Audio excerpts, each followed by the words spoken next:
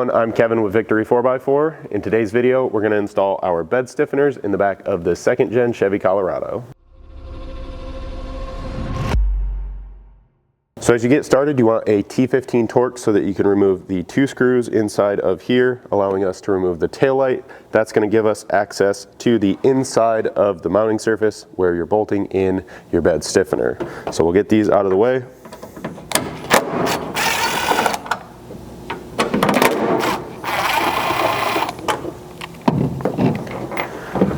From there, the taillight does still have a couple retainers holding it in, so as long as those haven't been damaged by somebody else previously, you shouldn't have to worry about this falling.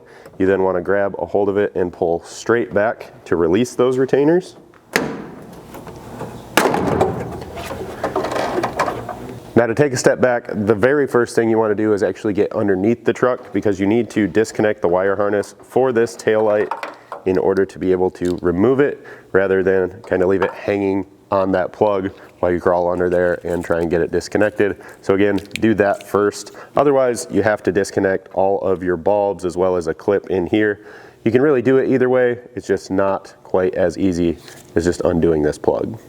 So the way you disconnect these is pretty similar to most of your factory electrical connectors. They're just going to have a red locking tab that needs to be pulled back, and then a center tab that you can press on, allowing you to separate the 2 halves. From here, you can grab your stiffeners. You're going to then locate both your driver and passenger side, as well as get them located here in the bed. Technically, you can install either stiffener on each side of the vehicle. The only real difference in the 2 is where the actual kind of tie down hooks or tie down points that we put in there are going to wind up, kind of changing up the overall appearance. So it's either going to be in there like this with the hooks kind of protruding toward the front, or like this with the hooks tucked in a little bit more toward the back, but you do still have plenty of room in here to get a tie down hook in place. Still use this, it'll still be fully functional. This is the way we prefer them. We think it looks the cleanest, so that's how I'm going to install them here. As far as locating it goes, you'll see the standoff here on the bottom. That's going to nest kind of right in the flat spot down in the corner of your bed. There's a factory bump out just ahead of it as well as behind it. So you're going to kind of roughly center it in between there. You want to make sure that it's nice and vertical here, as well as parallel to the back edge of the bed so that it just doesn't look crooked. You want it to sit nice and flat on both of these mounting flanges. So use your best judgment and discretion there.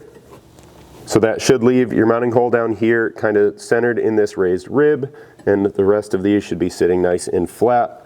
You're then going to need to mark them. So I have a gold Sharpie here that's going to mark well on our black bed liner. So I'm then just going to make sure I hold this nice and steady. And as long as that doesn't move, we can mark out all 4 holes. If you're working on just a painted truck bed, a black marker should work well there. And if you don't have a colored Sharpie like this, you can always just lay down some blue painter's tape behind here before marking. With those marked out, we've got to drill each hole out to at least 1/2 inch. So I'm going to center punch in the center of each mark.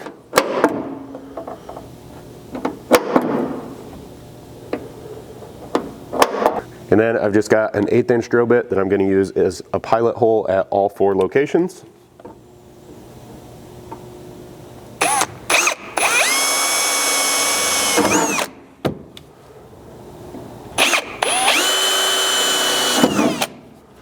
From there, I grabbed a step bit that we're going to run all the way through to get us up to 1/2 inch.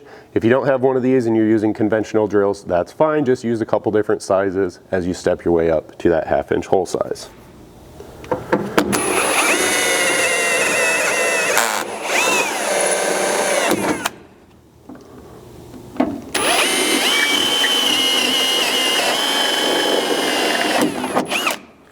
From there, you want to at least clean the shavings off of the mounting surface, and then we're just going to do a quick test fit with our brace, making sure that all our holes line up. So I've grabbed some of our 1/2 inch bolts from our bolt pack, and we'll just see if we can start all 4 of these easily.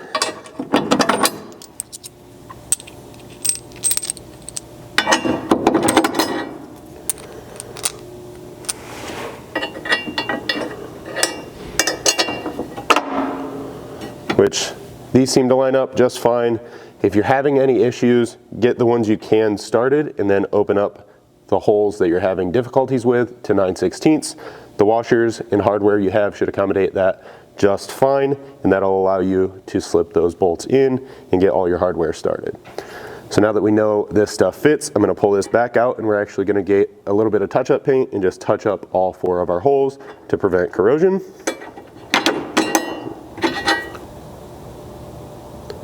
So once you have that touched up, you can slide your bracket back in place, get all of your bolts started once again.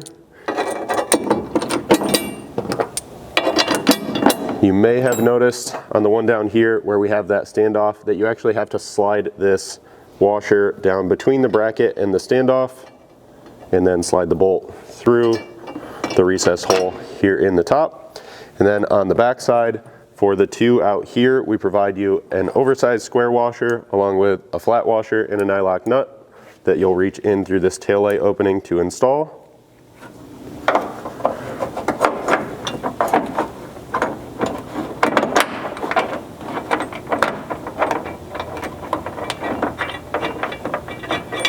And then for the underside, or the 2 here in the bottom of the bed, you're just going to have a flat washer and a nylock nut that you'll need to reach underneath the truck to get installed.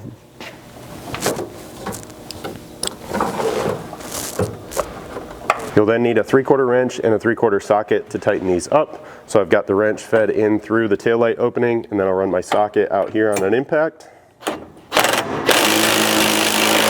Once you're happy with everything there and you've got all 4 fasteners tight, you'll repeat that process on the other side. And then when it comes to getting your taillights back in, you just want to make sure that the retainers on these are pulled all the way out. They should be in this location from the way you remove it, but just take a second look there. So you don't want them to be pressed in, you want them out here, so that when they snap back in, they expand properly, securing the taillight in place. You can then reinstall the 2 screws along the side, as well as plug the connector back in.